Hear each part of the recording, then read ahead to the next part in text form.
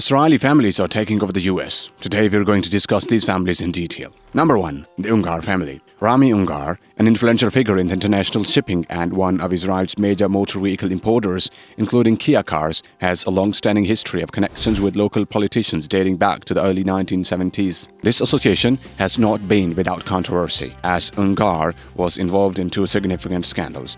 In the mid-1980s, during Ezer Weizmann's tenure as a government minister, Ungar provided him with $27,000 incremental monthly payments. This episode eventually led to Weizmann's resignation from the presidency. The second scandal is linked to Shula Zakin's wire-tappings of then Prime Minister Ehud Olmert, revealing Ungar's supposed monthly payment of $10,000 to dissuade her from testifying against Olmert. Another close associate of Ungar is Minister Yoav Gallant, for whom Ungar acquired tickets for the World Cup finals in July 2018. Ungar's name also surfaced in the trial of businessman Norci Dankna in connection with a 20 million shekels loan.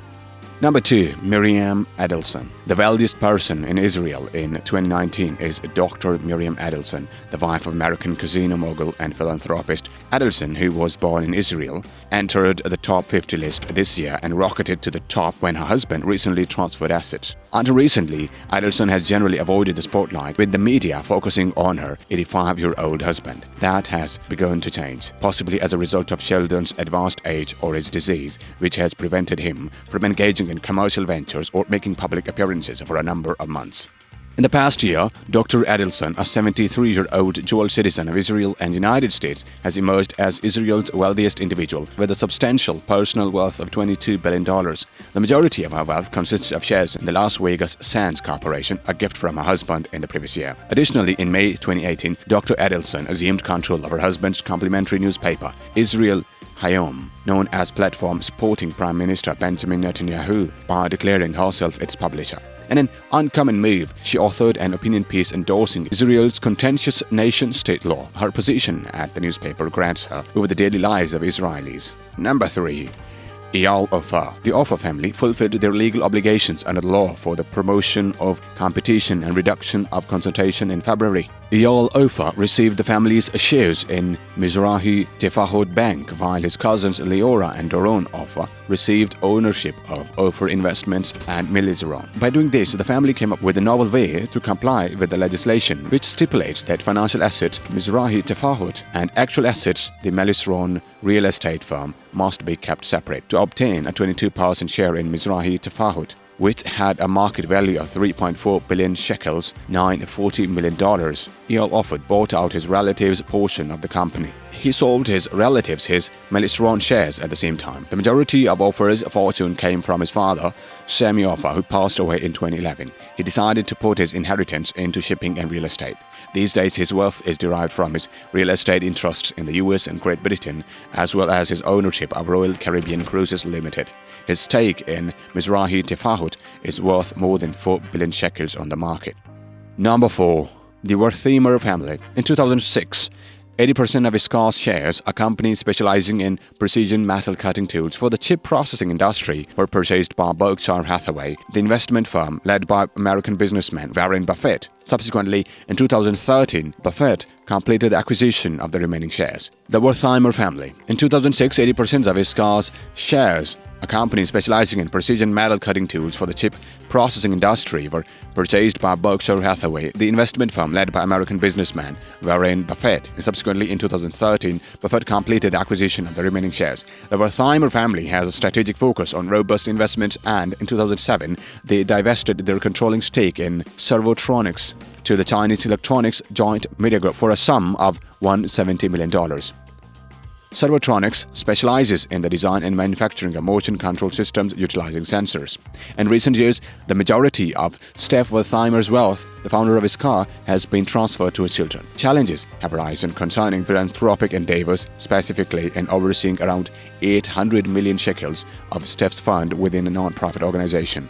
In 2010, Wertheimer established the Steph Wertheimer Foundation for Education, Work and Entrepreneurship for Industry, contributing $200 million to support technological education, innovation and entrepreneurship. However, in January, the foundation's operations were temporarily halted due to disagreements between Wertheimer and certain board members. Initial concerns centered around the control and allocation of the NPO's funds, but a compromise was eventually reached, allowing for the resumption of the foundation's activities. Number 5. The Azrieli family. The surge in online shopping and increased preference for international shopping sprees poses challenges to local malls, with Amazon's plans to expand its operations in Israel further raising concerns. Despite this, investors appear confident in the Azrieli group, as its shares have not witnessed a decline. Specializing in yield-generating real estate investments, the group has prospered in recent years due to advancements in capital and real estate markets. The Azrieli group is owned and overseen by the children of the late David Azrieli. Their combined holdings are estimated to be around $5 billion. Number 6. The Shuvah family. Yitzhak Shuvah's involvement in Israel's natural gas sector has proven lucrative, with the Tamar gas field partners recording revenues of $2 billion in 2018, reflecting a 4.5% increase from 2017. Despite this success, Shuvah remains driven to expand his drilling ventures. In the preceding years, reports indicated that the Dilek Group, under his control, entered an agreement to acquire approximately 25% of Caesar-Tonga natural gas reservoir in the Gulf of Mexico for $965 million. Furthermore, the group submitted a proposal to purchase gas and oil fields in British North Sea from Chevron Corporation, estimated at $1.82 billion. The group's shares experienced growth during the same period, and Shuvah received a dividend of around $50 million.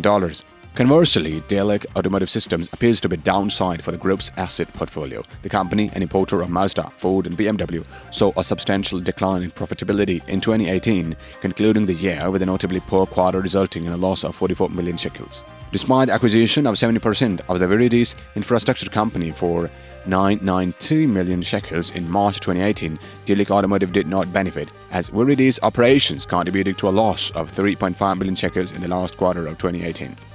Number 7. The Federman family. The Federman family holds the majority ownership, approximately 40% of Elbit Systems, valuing their stake at around $2.5 billion.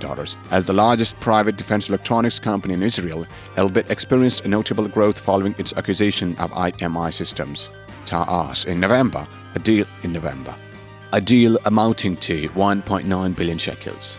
In April, Elbit further expanded its portfolio with the acquisition of U.S. company Universal Avionics for $120 million and Harris Night Vision for $350 million. The company's revenues demonstrate a 9% increase in 2018, reaching $3.7 billion, accompanied by a rise in cumulative orders. Number 8. The Mirilashvili family.